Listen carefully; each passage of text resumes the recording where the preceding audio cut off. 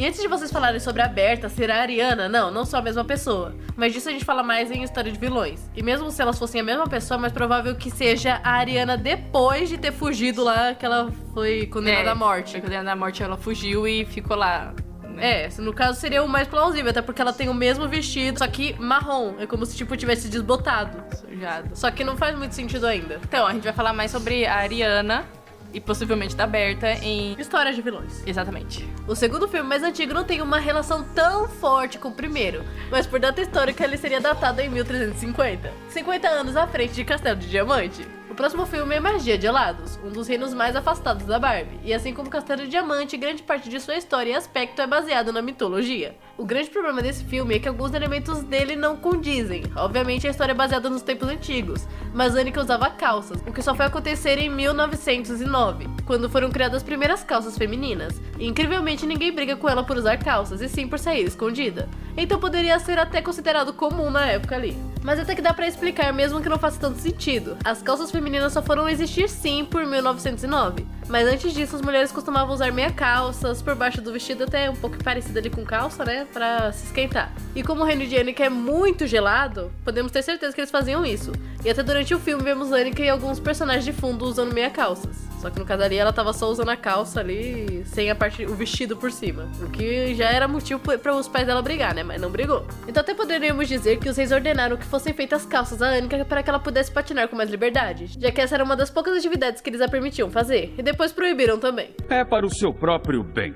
Ou simplesmente ela pediu escondido o par de calças. O que eu duvido, porque ela tinha todo o equipamento para patinação, até botas de cano longo e seus próprios pares de patins cravejados de diamantes, olha só que lindo.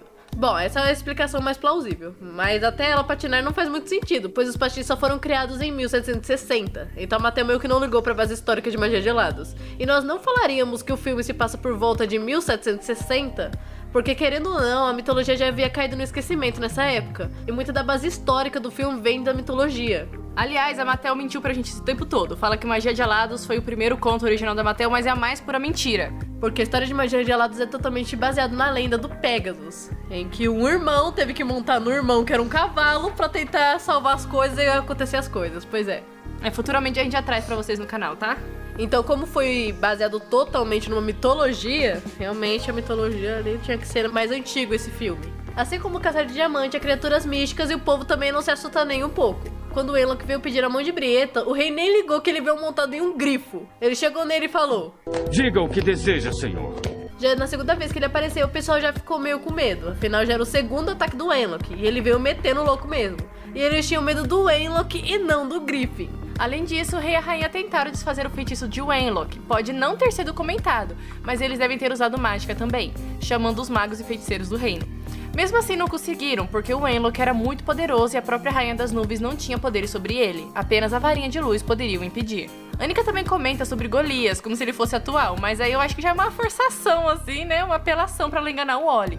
O Golias está por aí. Ele é um gigante de verdade, grande, forte. Afinal, a história de Golias aconteceu muito antes. E ela fala que o Golias ainda tá andando por aí. E como já falamos, a Mattel não deu muita bola pra base histórica de Magia de Helados. O único fator que nos faz acreditar que Magia de Helados se passa nesse período é pela naturalidade que eles reagem às criaturas e pela mitologia. Então Castelo de Diamante e Magia de Helados tem pouca diferença de tempo. O próximo filme da lista é Lago dos Cisnes. E é por aí que fica interessante. Segundo as bases históricas, ele se passaria por volta de 1375. No filme, Daniel demonstra muito interesse pelo mundo e por novas terras. Ele queria viajar e explorar o mundo, mas a sua mãe mandou ele quitar o facho e se casar. No globo, que é um quadrado que ele encomenda, podemos ver várias criaturas que para Daniel eram maravilhas, mas aos olhos de Red, seu escudeiro, era muito perigoso. Sendo assim, poderíamos supor que o filme se passa um pouco antes das grandes embarcações, das grandes navegações, pois o povo vê a exploração como algo incerto e perigoso ainda. Mas Daniel tinha vontade de iniciar a exploração. As grandes navegações se iniciou no século XV, em 1400, e como Daniel tinha vontade, mas não saiu na exploração, acreditamos que o filme se passe um pouco antes dessa época.